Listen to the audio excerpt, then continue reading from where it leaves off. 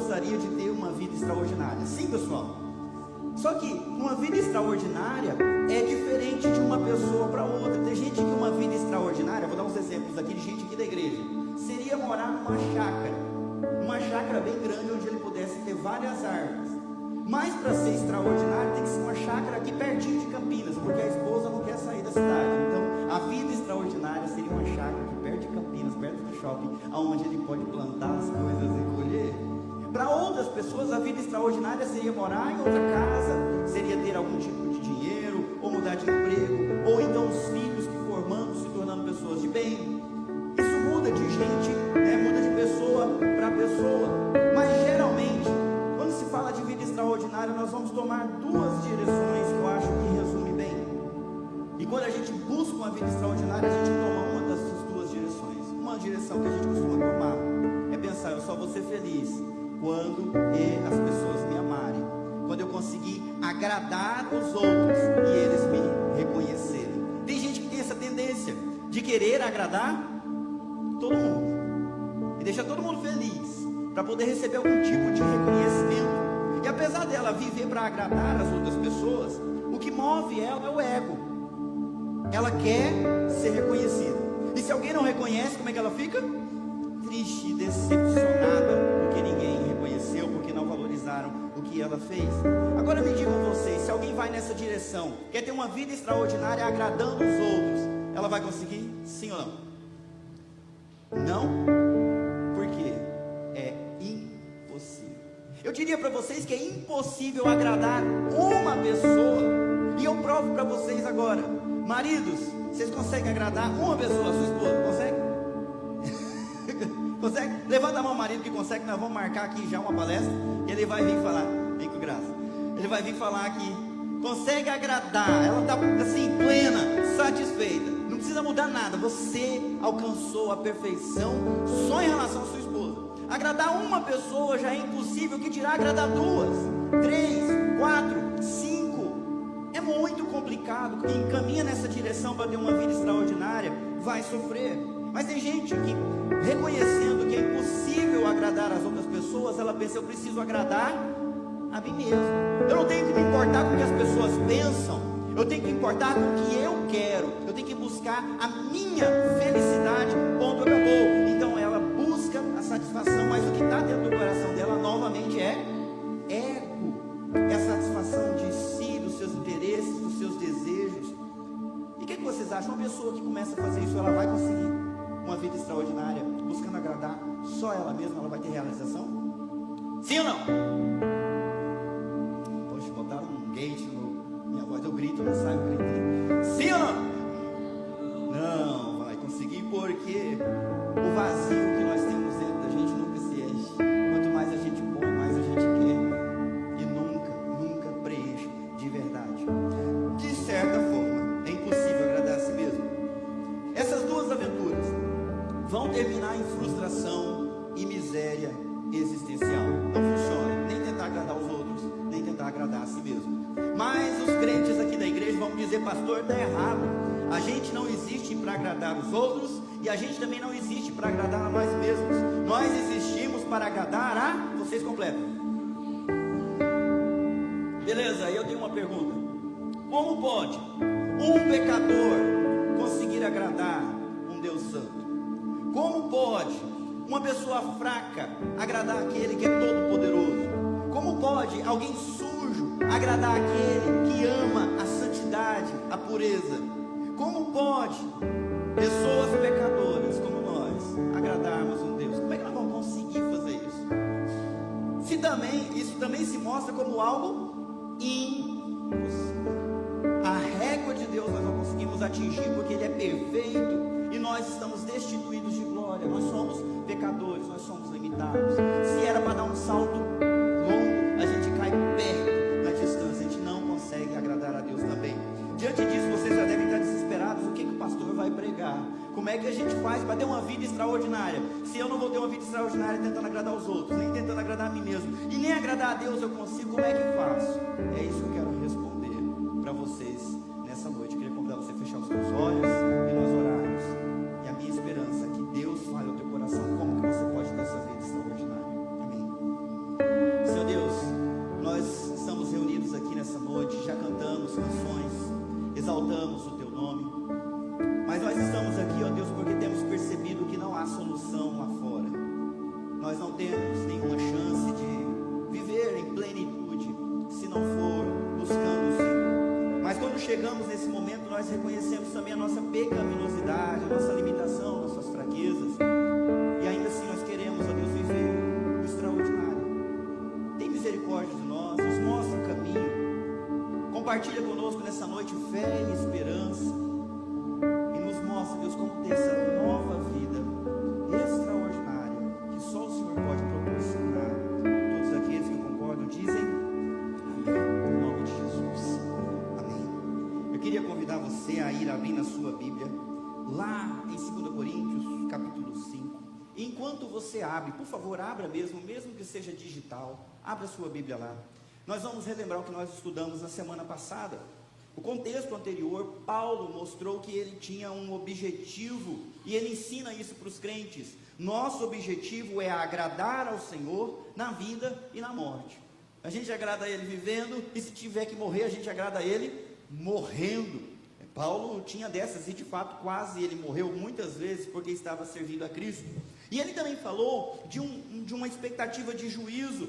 Ele disse que no último dia, todos nós vamos comparecer diante do tribunal para receber pelo bem ou pelo mal que nós realizamos através desse corpo que Deus nos deu. Então foi isso que ele disse. E antes da gente entrar no texto, eu vou reforçar. 1 Pedro capítulo 1,17 diz: uma vez que vocês chamam Pai aquele que julga imparcialmente as obras de cada um, portem-se com temor durante a jornada terrena de vocês. Paulo está dizendo a mesma coisa que Pedro diz, ensinando as pessoas a não viverem fazendo o que querem, nem viver fazendo o que os outros querem, mas viver a vida com temor de Deus, porque é isso que importa. Todos nós vamos responder pelos nossos atos diante dele. E Paulo faz isso defendendo-se dos ataques de líderes que estavam na igreja de Corinto, falando que ele não era grande coisa, que ele não era apóstolo de verdade, que ele não tinha credenciais, que ele nem pregava tão bem assim. O próprio plantador da igreja estava sendo criticado por oposicionistas, e os membros da igreja não estavam conseguindo nem defender o pai da fé deles. Vocês estão comigo, gente? É muita informação no comecinho, preciso ver se vocês estão me acompanhando, né? Então ele está se defendendo nessa carta. É por isso que ele falou de aroma, por isso que ele falou de vaso de barro. Ele está falando dele. Então ele ao invés de simplesmente demonstrar com arrogância que ele é um apóstolo de Deus e ponto, acabou, ele faz um autoexame. Ele examina a sua própria consciência, suas próprias motivações, e diz: eu estou fazendo essas coisas com sinceridade porque eu temo a Deus, coisa que os inimigos dele não faziam. Um autoexame da sua consciência, das suas motivações. E aí nós chegamos nesse texto que nós vamos ler agora. Vamos lá, 2 Coríntios 5, versículo 11. Achou aí? Aonde está aqui, ó, em destaque, vocês leiam para eu saber que vocês estão me acompanhando. Então, se quiser acompanhar aqui em cima para ficar mais fácil, depois você vai para a sua Bíblia e faz as suas anotações. Está escrito assim: assim, conhecendo o temor ao Senhor, procuramos persuadir outros. Deus sabe que somos sinceros, e espero que vocês também o saibam. Estamos mais uma vez nos recomendando a vocês? Nada disso. Estamos apenas lhes dando motivos para que se orgulhem de nós, a fim de que possam responder àqueles que se orgulham nas aparências e não no coração. Esse primeiro versículo, versículo 11 que a gente está lendo, Paulo destaca que o que ele faz, o ministério dele, o serviço dele, é por temor ao Senhor. É porque ele teme a Deus que ele vive para convencer, persuadir pessoas a servirem a Deus de coração. Ele não está fazendo isso por outro motivo. E mesmo naquela época, já tinha gente que pregava a mensagem por outros motivos. Isso acontece hoje ainda também. Na época de Paulo, tinha gente que pregava a mensagem por inveja de Paulo, para competir com ele. Outros pregavam a mensagem na intenção de conseguir fama, poder, ou então conseguir algum tipo de vantagem financeira. Hoje em dia, igreja se tornou um ótimo negócio na visão de alguns. E muita gente abre uma igreja, não porque quer proclamar o evangelho, mas porque pensa que pode ser um bom cabide de emprego, uma boa chance de se tornar importante, especial, o pastor, o presbítero, sei lá, o apóstolo, o bispo. E muitas igrejas se tornaram praticamente negócios. Sim ou não? Tem visto isso? Negócios, empresas de sucesso, cases de estudo. Mas Paulo chama Deus de testemunha, dizendo: Deus sabe que eu me dedico a persuadir as pessoas com sinceridade. Eu faço isso de coração. E eu gosto muito do jeito que ele coloca, porque ele não chama como testemunha qualquer um. Quem que ele chamou como testemunha de que isso era verdade? Deus sabe. Deus sabe das minhas motivações. Vocês estão me acusando um monte de coisa, mas Deus sabe das minhas motivações, como eu estou pregando e por que eu estou pregando. E aí, continuando, para traduzir em poucas palavras esses versículos, essas tantas palavras que estão aí, ele mais ou menos está dizendo assim: eu não estou me auto-recomendando, estou dizendo que vocês mesmos têm motivos para se orgulhar de mim e responder a esses tais que estão questionando o meu ministério. Vocês deveriam saber como eu estive entre vocês com sinceridade. Gente, quando Paulo plantou essa igreja, ele sequer pediu oferta.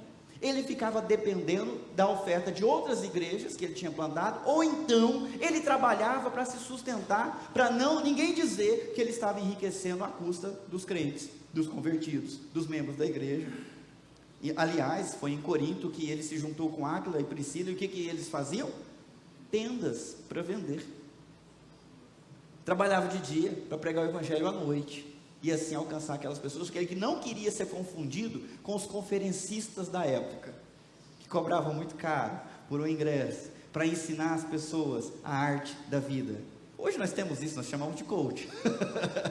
Mas ele não quis nem saber de ser identificado com esses aí. Ele pregava de graça, ele ensinava de graça, ele pregava a mensagem de graça e trabalhava para poder colocar comida na mesa dele. De Áquila e de Priscila, eles trabalhavam juntos para se manter. A igreja que recebeu isso devia se lembrar, mas eles achavam que isso era um defeito de Paulo, porque todos os outros apóstolos dependiam da ajuda da igreja, por que ele não? E com isso ele teve que se explicar e responder e mostrar para isso que isso não era demérito, era motivo de orgulho. Agora, há uma diferença. Paulo se orgulha de fazer isso de maneira sincera. Isso aqui a gente pode falar assim. Os outros se orgulham de outras coisas. Eles se orgulham do que mesmo que vocês leram lá? Nas aparências, e não no coração. Então vamos trabalhar isso. Aparência pode ser aplicada, como eu coloquei na introdução, para agradar os outros. Você faz de conta que consegue agradar todo mundo. Você se anula para poder servir os outros e faz de conta que isso te preenche. É só aparência.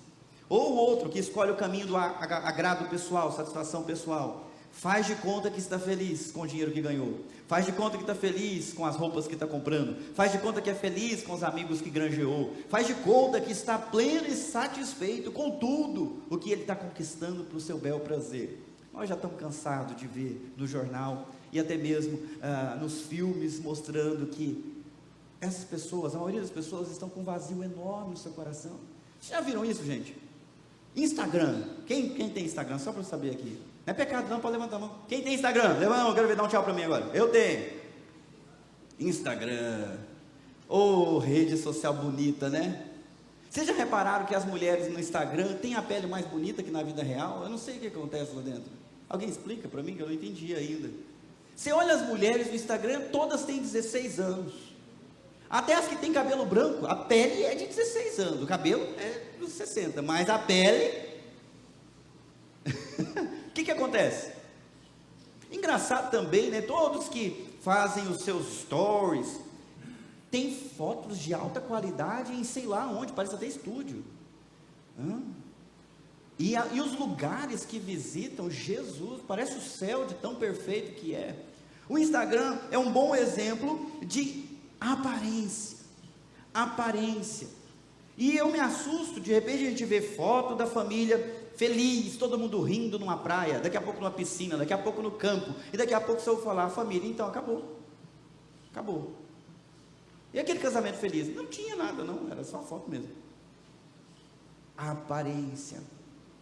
Há aqueles que se orgulham das aparências. No entanto, vocês devem se lembrar que Deus não olha a aparência. Deus olha o coração. Deus olha o coração. Eu estou falando isso para vocês porque nós vivemos no mundo e muitas vezes somos influenciados por esse mundo e ficamos doentes como eles, achando que aparência significa algo, e aparência significa pouca coisa. Está certo que o coração alegre aformoseia o rosto, mas não diz que rejuvenesce, né? É mais alegre a pessoa que tem a alegria do Senhor, é mais bonita a pessoa que tem a alegria do Senhor, mas não é um filtro, não é uma mentira, é uma verdade, é uma realidade.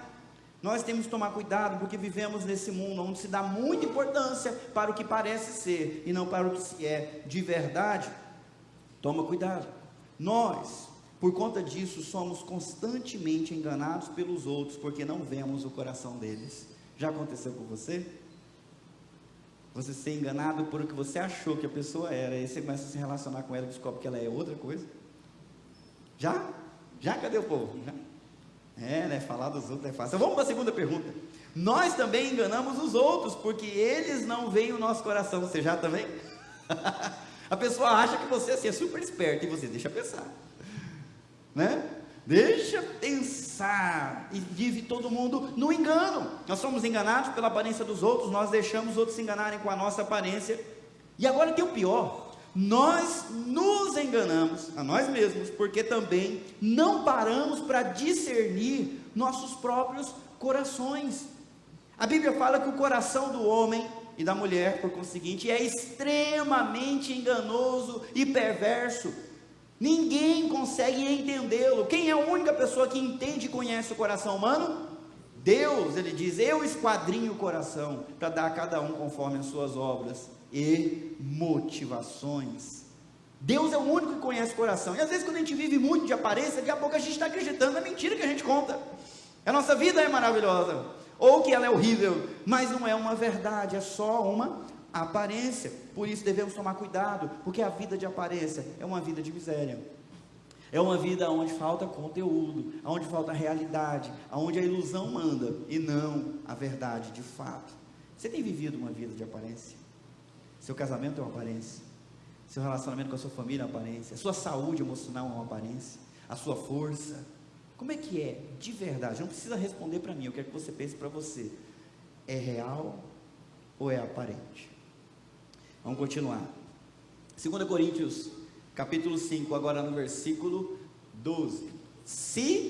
13, né? Se parecemos loucos, é para dar glória a Deus, e se mantemos o juízo, é para o bem de vocês. De qualquer forma, o amor de Cristo nos impulsiona, porque cremos que Ele morreu por todos, também cremos que todos morreram. Ele morreu por todos, para que os que recebem sua nova vida, mas para Cristo, que morreu e ressuscitou por eles. Vamos traduzir isso aqui para todo mundo entender, inclusive os adolescentes que estão aqui. Falei no começo de duas direções que a gente pode tentar tomar para ser realizado, plenamente feliz, uma vida extraordinária. Uma é tentar agradar os outros para conseguir reconhecimento. A outra direção é tentar agradar a si mesmo. Olha Paulo dando nos dois. Ele diz assim: se eu pareço louco, é para a glória de Deus. Ele está meio que dizendo o seguinte: eu não me importo de parecer louco, porque eu vivo para a glória de Deus. Quando ele chegou numa certa cidade, ele falou: eu decidi me esvaziar de toda a sabedoria, de toda a eloquência, e a única coisa que eu preguei foi Cristo e esse crucificado. E isso é loucura para quem estava ouvindo a mensagem. Mas ele não se importou de parecer louco, ele tinha compromisso com a glória de Deus. E essa loucura de que o Filho de Deus morreu, ressuscitou, glorifica a Deus, e ele precisa de alguém que fale. E ele não se importou de parecer doido. Isso aconteceu várias vezes. Uma vez no julgamento, Paulo começou a tentar evangelizar o juiz que estava julgando a causa dele, e o juiz falou bem assim: Paulo, as muitas letras estão te deixando louco, você está filosofando, está teologizando demais, está ficando louco. Você está achando que em uma única audiência você vai fazer eu ficar igual a você? Ele falou: quisera eu que você se tornasse exatamente como eu, exceto pelas algemas. Rapaz, que ousadia! Ele não se importa com o que os outros pensam, e ele faz o que tem que fazer, mesmo parecendo louco, para glória de Deus. Bateu naqueles que queriam agradar os outros. Ele não está preocupado em agradar os outros em primeiro lugar, ele está preocupado com a glória de Deus em primeiro lugar, nem que ele passe por louco. Vocês estão comigo, pessoal? O segundo grupo, ele diz assim: e se mantemos? Ele está falando dessa forma porque ele está pensando só nele, ele está falando de todos os apóstolos que servem a Jesus Cristo. E se mantemos o juízo, ou seja, se eu procuro ser sensato, se eu procuro ser bem visto, eu faço isso pelo bem de vocês. Isso é muito coerente com o ensino que ele deu em 1 Coríntios, falando, por exemplo, do dom de línguas. O povo na igreja achava que era mais espiritual aquela pessoa que no meio do culto começava a babaluma balamacia, né? Se tu me cantas, tu me levas, aquelas coisas, vocês já viram por aí em algumas igrejas. Havia muito disso na igreja de Corinto, e o culto era só isso. E Paulo falou: está errado, porque chega alguém que não está acostumado, ouve, até mesmo a pessoa ouve tudo aquilo e entende o quê? Ribanacleias, absolutamente nada. Ele falou: não, gente, é melhor falar 5 palavras que podem ser entendidas do que 1000 palavras em outra língua e ninguém entende. Então, se vocês têm o dom de língua, então orem para que vocês consigam interpretar a língua, e assim todo mundo ser edificado, convencido. E ele diz: eu falo em línguas mais do que todos vocês, mas eu prefiro falar algo que as pessoas entendam. Ele está mantendo o juízo, ele está mantendo a sensatez. Isso aí é para quem acha que deve pensar em si. O que importa é que o Espírito Santo está colocando no meu coração. Eu tenho que ser alguém espontâneo na presença de Deus. A minha adoração tem que ser extravagante. Espera aí, nós estamos falando de 2 coisas. Primeiro, é a glória de Deus, não a sua. Não é você que tem que aparecer, é Deus que tem que aparecer. E é melhor, em muitos momentos, você ser sensato e pensar sim no que os outros estão pensando, e ser sensível se eles estão entendendo, porque a sua missão é proclamar uma mensagem. Ele se preocupava com o que os outros iam pensar. Mas que coisa doida. No primeiro, ele não se importava dos outros acharem que ele era louco. Agora, na segunda frase, eu me importo sim, eu guardo sim a sensatez. Como Paulo lida com isso de maneira saudável? Fica a pergunta: como é que ele consegue transitar no meio dessas linhas entre a glória de Deus, o pensamento dos outros e o próprio ego dele? A resposta está justamente aí. Ele faz isso impelido pelo amor de Jesus Cristo. De qualquer forma, não importa se eu estou louco ou se eu estou em juízo, o amor de Cristo nos impulsiona. Vocês estão comigo, pessoal? O amor de Cristo nos impulsiona. E aí a gente pode lembrar da conversão de Paulo. Como é que ele se converteu? Jesus apareceu, Jesus se revelou para ele e disse: eu sou Jesus a quem você persegue. E ele disse: de agora em diante você vai descobrir o quanto importa sofrer pelo meu nome. E Paulo se tornou um plantador de igrejas. E várias vezes Jesus apareceu para impulsionar Paulo. Aqui em Corinto mesmo, ele estava pregando, estava difícil o ministério, alguns frutos, mas mesmo assim viriam dificuldades. E antes das dificuldades aparecerem, Jesus apareceu para ele num sonho à noite, dizendo: continua pregando, porque eu tenho muitas pessoas nessa cidade. Continua dando testemunho, porque eu estou contigo. E aí ele ficou nessa cidade mais do que ele costumava ficar nas outras. 18 meses Jesus impulsionou ele. Quando ele foi preso lá em Jerusalém, e proclamou o evangelho para os judeus, para os fariseus, para os líderes do Sinédrio, Jesus apareceu para ele mais uma vez e disse: legal, você foi minha testemunha fiel, mas ainda não acabou, agora você vai dar esse testemunho lá em Roma. E Jesus impulsionou ele mais uma vez, apoiou ele. O amor de Cristo nos impulsiona. Eu fico perguntando, será que quando a gente está em crise, não é porque outras coisas têm impulsionado a gente e não o amor de Cristo? Será que quando a gente está sofrendo porque a gente não é reconhecido, não é porque é outra força que está dirigindo essa roda e não o amor de Cristo? Será que quando a gente está insatisfeito porque aquilo que a gente gostaria de ter a gente não tem, aquilo que a gente gostaria de ser a gente não é, será que não é porque outra força está impulsionando a nossa vida e não o amor de Cristo? O amor de Cristo deveria ser suficiente. Então eu vou falar em alto e bom som. E agora o microfone está gostoso de ouvir, não sei o que eles fizeram lá. Olha, escuta, Jesus Cristo te amou ao ponto de morrer por você na cruz. Olha isso. Quem merece, levanta a mão. Quem merecia essa morte? Agora você não brincou, né?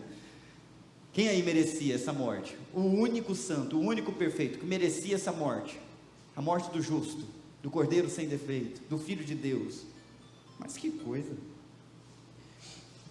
Não dá para a gente dizer que merecia. Paulo também sabia que não era merecedor. Ele diz: eu sou o menor de todos, eu sou o maior de todos os pecadores, mas Cristo me amou desde antes da fundação do mundo, e no devido tempo Ele se revelou a mim, e por isso eu entrego a minha vida para Ele. A impulsão de Paulo, a motivação de Paulo é a glória de Cristo, porque ele não vive mais para si, ele vive para esse Cristo que morreu por ele. E é por isso que diz isso aí no texto, porque cremos que Ele morreu por todos, também cremos que todos morreram. Ele entende que Ele morreu, junto com os outros que creem em Jesus Cristo. Você pode abrir a sua Bíblia comigo em Gálatas capítulo 2, versículo 20. Gálatas capítulo 2, versículo 20.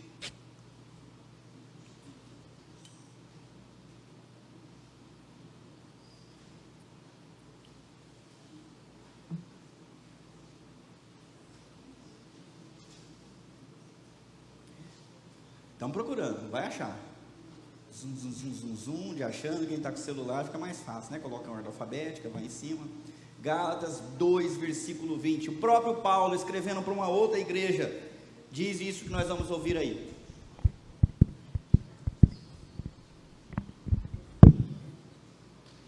Gálatas 2, versículo 20. Está escrito: fui crucificado com Cristo. Lê na sua Bíblia. Assim já não sou eu quem vive, mas Cristo vive em mim. Portanto, vivo neste corpo terreno pela fé no Filho de Deus, que me amou e se entregou por mim. Muito coerente com o que ele está ensinando aqui. Jesus Cristo morreu por todos os que creem nele. Como é que a gente entende isso? Eu vou tentar explicar da seguinte maneira. Nós, de 4 em 4 anos, elegemos um presidente. O que o presidente faz? Ele preside a nação brasileira. Então, se tem uma reunião da ONU, quem é que nos representa lá na ONU? O presidente.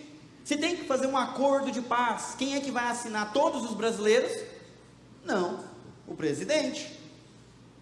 E se ele assinou, nós podemos falar assim: eu não assinei nada, não estou doido. Tem essa? Não, meu amigo. Ele assinou em nosso nome e nós o elegemos. Diz por aí. Então tá, é assim que funciona. Quando um líder assina um acordo de paz, toda a nação está junto com ele.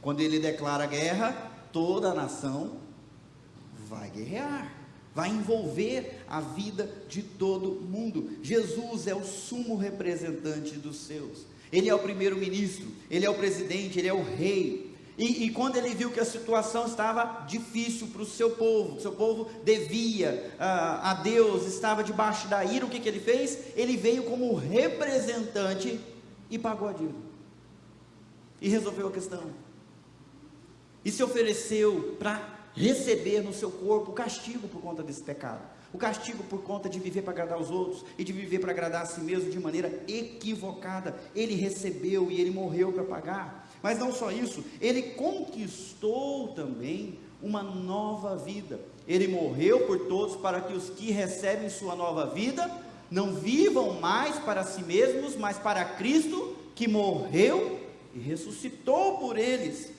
E assim ele garantiu vida para todos nós que cremos nele. Que coisa absurda. Um presidente bom isso aí, não? Ele não traz problema, ele traz solução. E quando o negócio está feito, ele fala: eu levo, eu carrego, eu não vou deixar para eles não, eu vou aguentar essa bronca. coloca aqui na minha conta, eu que vou pagar. Responsável. Jesus fez isso por nós. Vamos continuar o texto. Tá. Vida de verdade. Aqui. A vida de verdade impõe uma mudança de perspectiva. E eu não sei se vocês entendem isso. Antes a gente pensava de um jeito, agora a gente tem que pensar de outro. Deixa eu até colocar aqui no lugar certo. Versículo 16. Está ali? Olha lá. Portanto, não avaliamos mais ninguém do ponto de vista humano. Em outros tempos, pensávamos em Cristo apenas do ponto de vista humano. Mas agora o conhecemos de modo bem diferente. Logo, todo aquele que está em Cristo se tornou nova criação. A velha vida acabou e uma nova vida teve início. Quando eu era pequeno, eu morava numa cidade, em várias cidades lá de Minas Gerais, e eu tinha uma perspectiva das coisas naquela época. Eu acho que vocês vão se identificar com essa experiência.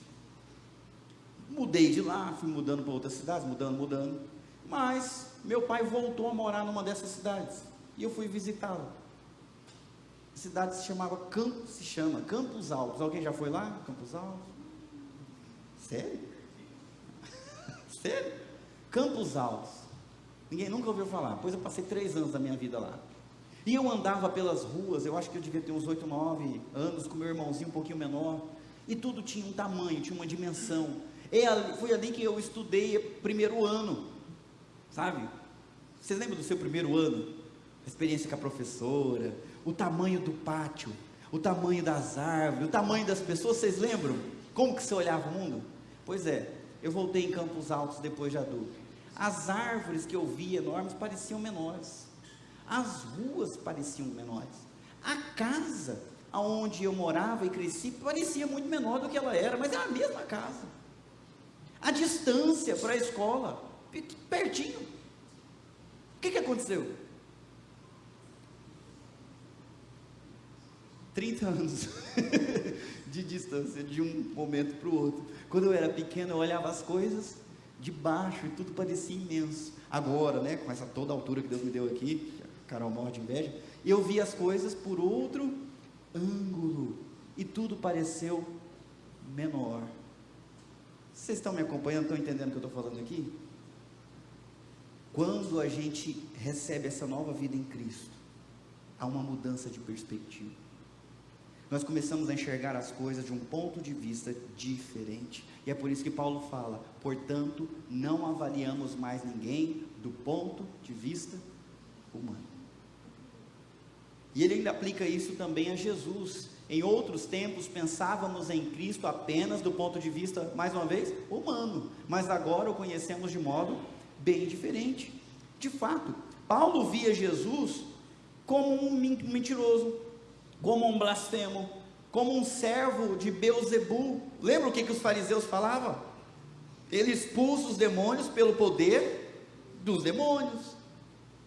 Achavam que ele era um charlatão, um falso, um herege, e até mesmo uma ameaça, e por isso deram cabo da vida dele. Paulo fazia parte desse time. Paulo perseguiu os cristãos e achava que com isso ele agradava a Deus. Paulo deu o seu voto pela morte de muitos cristãos, e quando Estevão, que foi o primeiro mártir que morreu apedrejado em Jerusalém, Paulo estava lá falando isso mesmo. É isso que tem que fazer com esse bando de charlatão. Eles estão pregando heresia, eles estão blasfemando contra o nome de Deus. Esse Jesus morreu, roubaram o corpo dele, ele não está vivo, ele não existe, é uma ideia, é um falso profeta. Era assim que Paulo via a Jesus Cristo. Vocês estão comigo? Distrai não, fica aqui comigo. Era assim que ele via. Eles viam Jesus dessa forma, mas agora ele diz: eu não vejo Jesus mais assim, porque eu morri, eu ressuscitei, agora eu vejo Cristo como? De forma diferente. Eu pergunto, como que você vê Jesus? Como que você vê Jesus? Será que você vê ele como uma história, como uma religião, como um cara que talvez tenha existido? Ou será que você consegue enxergar Jesus como Paulo enxergou um dia, como alguém real?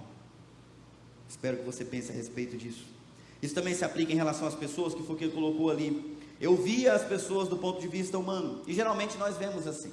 Logo que você conhece uma pessoa, você começa a pensar: essa pessoa é legal ou é...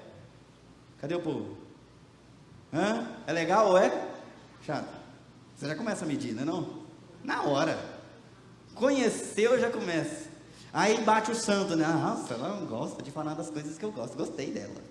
Eu não gostei dela. E a gente mede as pessoas pela nossa expectativa, pelo nosso sapato. A gente quer que ela encaixe. E se começa a não encaixar?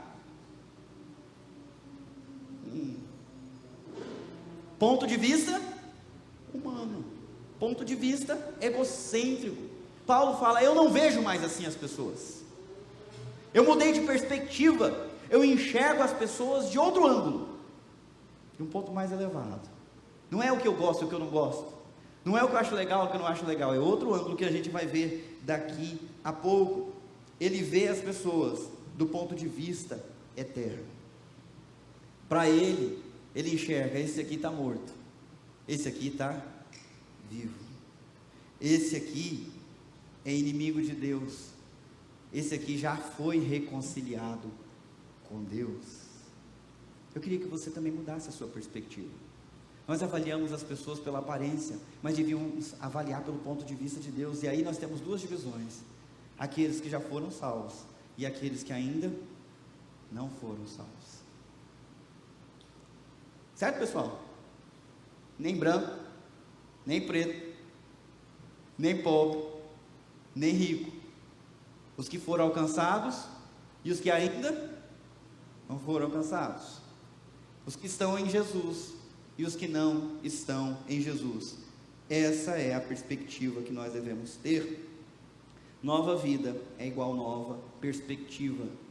A velha vida acabou e uma nova vida teve início. Nova visão, novo reino, nova maneira de enxergar as coisas, inclusive os problemas e os relacionamentos. Vamos continuar. E tudo isso vem de Deus, aquele que nos trouxe de volta para si por meio de Cristo e nos encarregou de reconciliar outros com Ele. Pois em Cristo Deus estava reconciliando consigo o mundo, não levando mais em conta os pecados das pessoas. E Ele nos deu esta mensagem maravilhosa de... Olha como é que mudou. Olha as mudanças que Paulo experimentou. Primeiro foi a mudança de perspectiva. Segundo, anota aí, ele mudou também o seu propósito. Uma pessoa que não tem Deus vive para quê? Para agradar a si mesmo ou para tentar agradar os outros. E uma pessoa que tem Deus no seu coração vive para quê? Ele diz: tudo isso vem de Deus, que nos trouxe de volta para si por meio de Cristo e nos encarregou. Ele recebe um encargo, ele recebe uma missão, um propósito, ele recebe uma vocação. Ele não busca uma vida extraordinária mais. Ele não quer viver uma vida extraordinária porque ele já ganhou a vida extraordinária no dia que Jesus Cristo tocou no coração dele. Já tenho a vida de Jesus Cristo em mim, já estou pleno e satisfeito. Agora eu vou mudar a minha missão. Não é mais a minha satisfação, mas também não é mais a satisfação dos outros. Ele busca uma vida extraordinária que os outros não têm para eles. Ele fala bem assim: pois em Cristo Deus estava reconciliando consigo o mundo, não levando mais em conta os pecados das pessoas. Leiam comigo agora, desse ponto em diante. E Ele nos deu esta mensagem maravilhosa de reconciliação. Essa palavra é importante, que muita gente pensa que está tudo em paz entre a humanidade e Deus. Mas a grande verdade é que não está. Porque se tivesse, não ia precisar de uma reconciliação. Vocês já passaram por crise mesmo, brava? Casamento, por exemplo? Ou então com um amigo, ao ponto de estar tão separado que precisa de uma reconciliação? Dramática, né? Difícil, hein? Reconciliar, perdoar, acertar as arestas, refazer a aliança, recomeçar. Duro. Pois essa é a verdade. A humanidade e Deus estão brigados, rompidos. No dia que Adão e Eva escolheram a sua satisfação e agradar o dito cujo, eles romperam com Deus. E como eles eram representantes dos humanos, adivinha quem rompeu junto?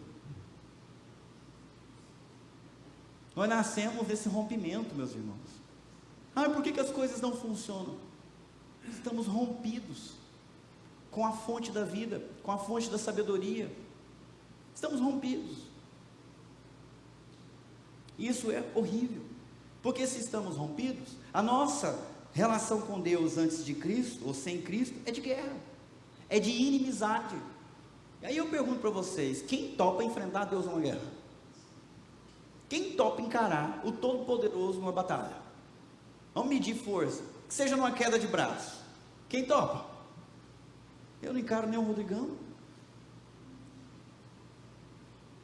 Você topa medir força com Deus? Mas é isso que está acontecendo. Vocês estão assistindo o jornal? Quem ainda assiste o jornal? Porque eu não assisto, eu quero saber das notícias. Estão boas ou estão ruins? Por exemplo, o carnaval desse ano foi mais tranquilo, pessoal? O povo teve mais respeito às regras de Deus, o povo respeitou o próximo, né? Fez só o que a lei permite, a lei de Deus, não foi nem a lei dos homens. Foi isso? Foi esse ano, melhorou? Deixa eu perguntar outra coisa também, que eu estou por fora, não estou acompanhando, não assisti nenhum episódio. O BBB 23, como que foi esse ano aí? A turminha está demonstrando que tem temor ao Senhor, está preocupado com o que Deus pensa? Foi isso que eles viveram lá dentro da casa mais vigiada do Brasil? Alguém está assistindo, pode me dizer como é que foi esse ano? Ninguém sabe? Obrigado, só bagunça, só zoeira, bebedeira, festa. E Deus? Que Deus? O importante é aproveitar a chance que tem de se divertir, se dar bem. E muitas vezes o se dar bem, geralmente esse se dar bem é justamente fazer aquilo que Deus desaprova. E vamos achar que Deus está lá de cima achando, deixa para lá, né, fazer o quê? O que vocês acham, Deus? O que vocês acham que Deus está fazendo? O que ele está sentindo? Como é que ele está? Eu me lembro que quando Caim matou Abel, Deus desceu para conversar com ele. Caim, cadê seu irmão? E Caim respondeu, sei lá. O que ele tinha feito com o irmão dele, gente? Tinha matado. E ele respondeu, sei lá, por acaso eu sou responsável por ele agora? Nem gosto dele. O que Deus falou para ele? O sangue do seu irmão clama nos meus ouvidos, está clamando da terra. Será que foi derramado sangue essa semana de inocente? Até no ventre está sendo derramado sangue. O que vocês acham? Será que Deus descer para ter uma conversa com os brasileiros? Como é que vai ser esse negócio, hein?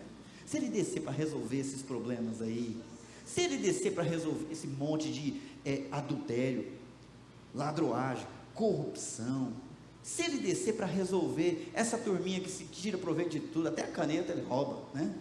Meu Deus do céu, é o de menos, né? A escola começa bem de baixo. Antigamente a criança chegava com uma borracha diferente em casa, a mãe falava, o que é isso? De onde você pegou? De quem que é? Vai devolver. Não, mãe, fulano me deu, me dá o telefone que eu vou confirmar com a mãe dele. Hoje, como é que é, gente?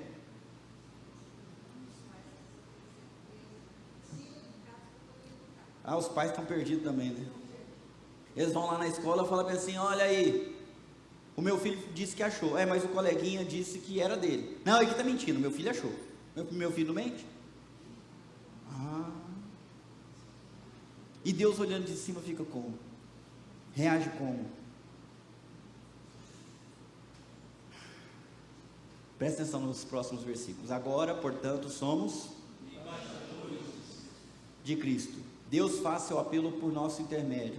Falamos em nome de Cristo quando dizemos, reconciliem-se com Deus, pois Deus fez de Cristo, aquele que nunca pecou, a oferta por nosso pecado, para que por meio dele fôssemos declarados justos diante de Deus. A gente está falando dos outros, mas vamos falar um pouquinho da gente. Vamos falar um pouquinho de você. Desde que você lembra do seu primeiro pecado? Não lembra. A primeira vez que você falou não para sua mãe, você lembra? Primeira mentira que você contou? Eu não lembro. Eu lembro da primeira vez que minha mãe lavou minha boca com sabão, porque eu falei um palavrão que eu aprendi na escola. Eu nem sabia que era palavrão, mas o sabão me ensinou que era. Mas eu lembro que o pecado tem um apelo na minha vida desde sempre. Ninguém precisou me ensinar a mentir. Ninguém precisou me ensinar a gostar de certas coisas, a ser tentado de certas coisas. Estava dentro de mim, já nasci com esse negócio.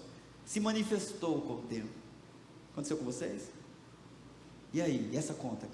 Como é que faz para fechar ela com Deus? Ele viu. Ele viu. Gente, vocês estão aqui ainda?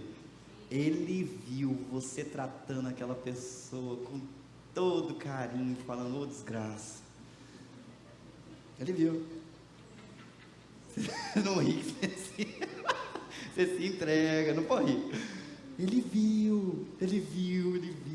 Quando você estragou um negócio lá na empresa e deixou quietinho, não falou nada para ninguém, alguém chegou, quem que estragou isso aqui?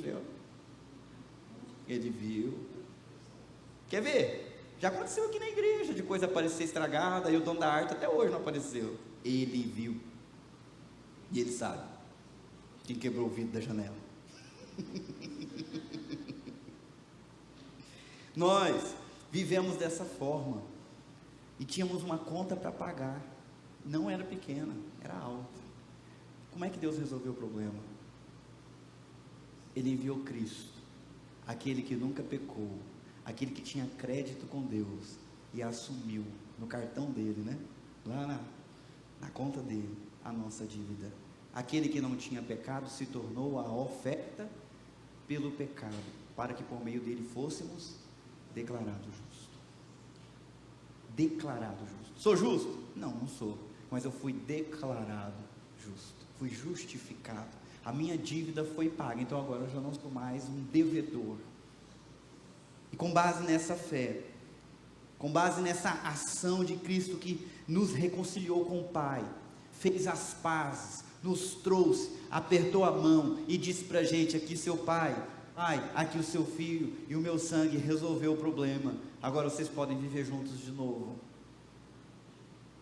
Fez as pazes e colocou a gente junto com Deus. Também nos deu uma nova função. Você agora é está escrito lá, você é se você está em Cristo, esse aqui é o maior cargo que você vai ter na sua vida. Você é um embaixador. Quem aqui sonha em se tornar um diplomata? Já viram o salário da diplomacia? Já viram o salário? Diz aí, quanto que é então? 60, 70 mil. E se você trabalhar nos Estados Unidos, será que vale mais lá? Será que recebe em dólar? Quem aqui já se achou muito porque foi representante de classe? Cadê os representantes de classe na época da escola? Tem algum aqui? Lá, tem uns ali. Não é legal? Aí eu sou representante de classe, eu vou falar com a professora, eu vou falar com o diretor. Só problema. Nós nunca imaginaríamos um cargo desse, ser embaixador do Brasil na Alemanha, ser embaixador do Brasil nos Estados Unidos. O que isso significaria? Significaria que você estaria morando no exterior, mas o lugar que você mora, na embaixada, aquilo ali é território brasileiro dentro dos Estados Unidos, e você representa os interesses do Brasil em relação àquela nação. Se o presidente quer conversar, ele não vai vir conversar com o presidente aqui, ele vai conversar com o embaixador. E você vai brigar para quem? Vai brigar por quem? Pelo seu país. Olha aqui, gente, você é embaixador de quem? De Cristo. Significa que você está fora do seu país, numa terra estranha, mas você não representa os seus interesses, você representa os interesses do seu rei, do seu presidente, do seu Senhor Jesus Cristo, e você tem a honra de ser o porta-voz dele. E o que ele está pedindo é que nós proclamemos a mensagem: gente, a guerra continua, e daqui a pouco ela vai acabar. Antes que chegue o último terrível dia, reconcilie-se com Deus. A gente está em outro país dizendo: esse país está ruindo, esse planeta está acabando, Deus está às portas, mas há uma mensagem de esperança: reconcilie-se com Ele agora, para fazer parte do meu país, da minha família, do reino que virá. Gente, que loucura! É mais ou menos o que aconteceu lá em Jericó. O povo de Israel estava tomando posse da terra prometida, atravessaram o Jordão e cercaram a cidade de Jericó, que era murada, protegida. Todo dia eles davam uma volta, não é? Em volta daquela cidade. Mas antes deles levantarem o cerco, eles mandaram espias. E esses espias foram ver, avaliar como que eles iam fazer, para guerrear, para tomar a posse, para vencer aquele povo hostil que Deus estava expulsando da terra. 2 espias entraram na cidade de Jericó e foram descobertos. E uma prostituta, chamada Raabe, que também estava morrendo de medo do que poderia acontecer, criou coragem e escondeu esses 2 dentro da sua casa. E quando os guardas vieram, descobriram que tinham entrado lá, ela falou: já foram, eles estavam aqui. Mentiu, saíram, corre que vocês pegam eles. E ela manteve os caras escondidos, depois fez eles escaparem por uma corda na muralha. Mas ela fez um acordo, e eles fizeram um acordo com ela. Vocês lembram qual que foi? Olha, ela pediu: eu sei que Deus já deu a vitória para vocês, todo mundo sabe. O reino de vocês é maior que o nosso, o Deus de vocês é maior que o nosso Deus. Já era, mas tenha misericórdia de mim, lembre que eu estou tendo misericórdia de vocês. Poupem a minha família.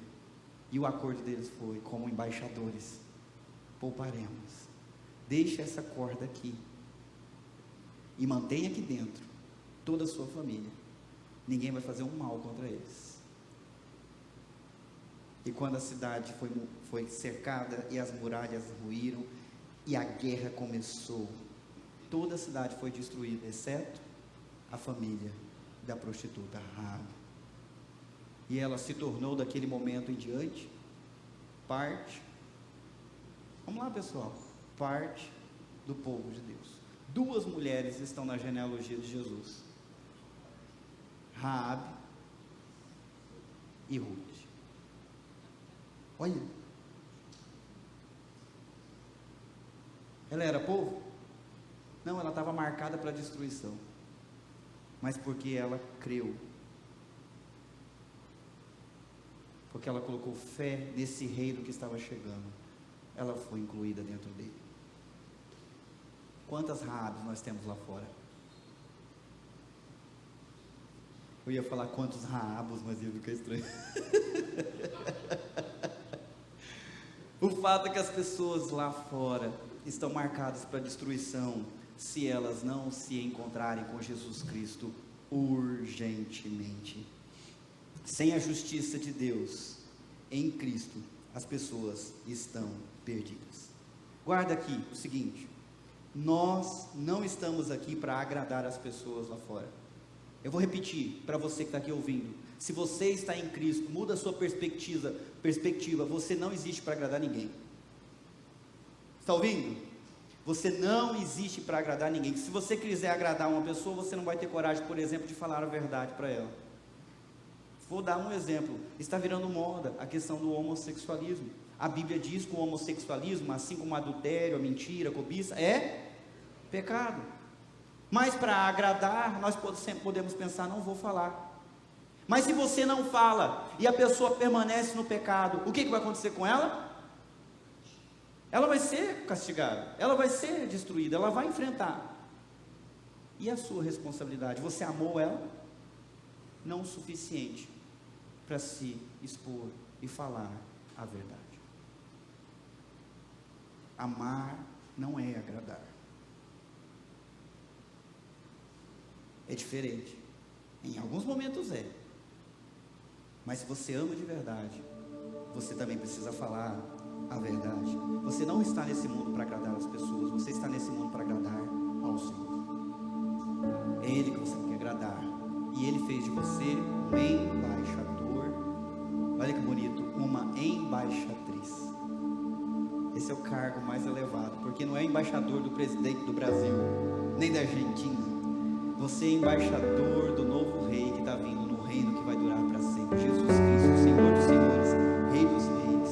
O nome que está acima de todo nome deu uma função nobre para você. Aonde você está, no seu trabalho, na escola, na rua, no seu bairro, você é um embaixador, você é uma embaixatriz desse tempo que urge para salvar pessoas, para dizer: reconciliem-se com Deus enquanto há tempo. Sem a justiça de Deus, sem Cristo, você está perdido.